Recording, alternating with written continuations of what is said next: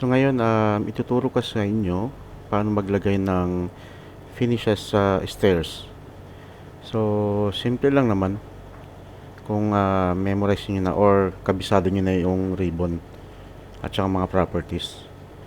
So, dito sa architecture, meron tayong stair. So, gagawa lang tayo ng simpleng stair. Like view type. Then, so okay na to. Sa tayo sa 3D. So, ito na. Nakikita natin yung stairs.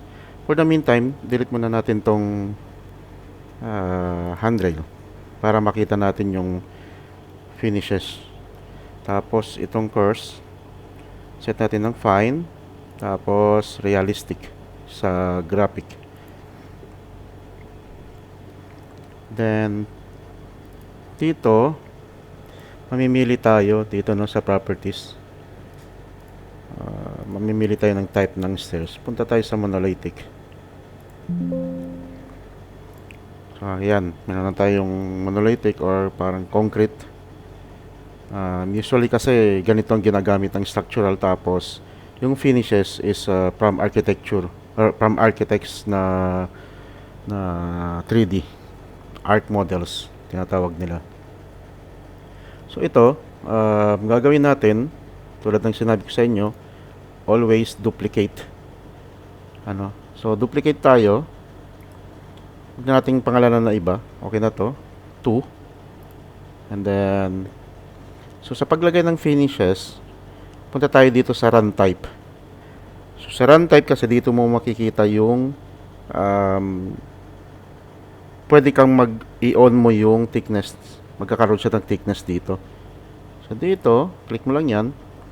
So ito na naman tayo sa properties. So ang gagawin natin, duplicate na naman. So dito, pangalanan natin ng stair finish.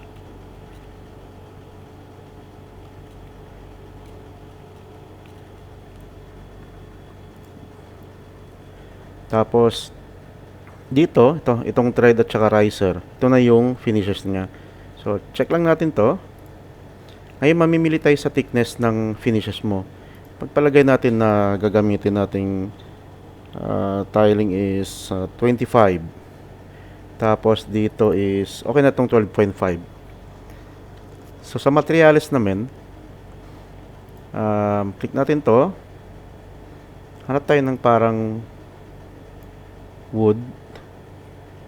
So, kung wala kayong materials dito, click nyo itong home. Ito sa AEC materials. Pwede kayong mamimili dyan ng additional materials. So, hanap tayo itong walnut. Pag okay na itong walnut na materials, click nyo lang to para i-add nyo doon sa project materials. So, okay na to. Apply natin. Wala ka nang gagalawin dito, no? Okay na yan. So okay dito, click lang okay. So pag okay na to, itong run type dito name, mababago yan. 'Di ba? Kasi nag-duplicate tayo.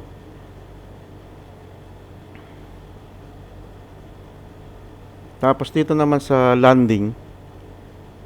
So tingnan muna natin bago ko explain. Yan. So wala pang materials si riser. So, balikan natin to.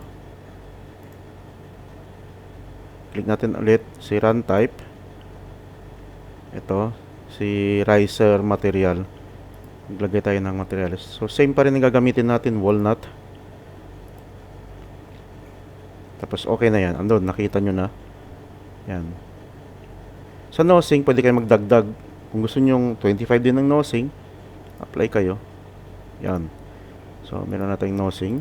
Pero medyo malaki masyado itong nosing. So, balik tayo dito. Lagyan natin yung nosing is 5 lang.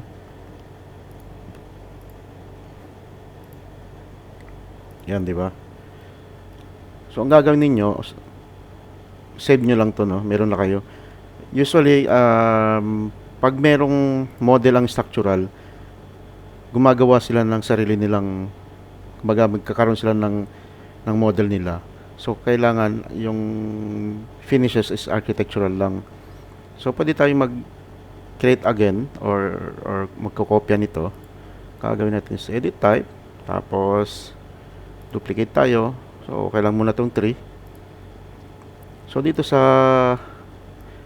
landing naman, thickness. Yan. Duplicate tayo ulit. Lagyan natin is yung pangalan dito is landing thickness. Yan.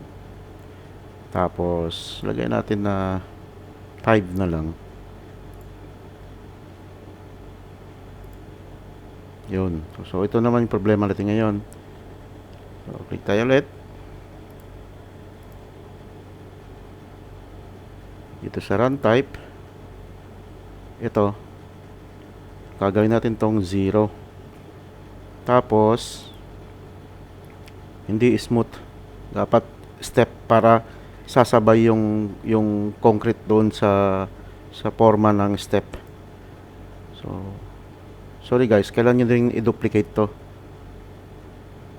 Balik tayo, no, cancel natin, baka mabago lahat.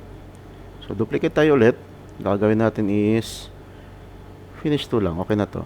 So lagay tayo ng thickness dito 0, tapos step. So tignan natin. Yun, diba? So ganito laging ginagawa ng art models. Titira lang natin yung finishes, tapos si structural ng bahala dun sa forma. At least sa ganito kasi pwede mo pang lagyan ng ano to, magkakaroon pa rin ng hose si railings kahit ganito. Okay? So, ngayon alam niyo na kung paano gawin yung finishes. Napakasimple lang, di ba?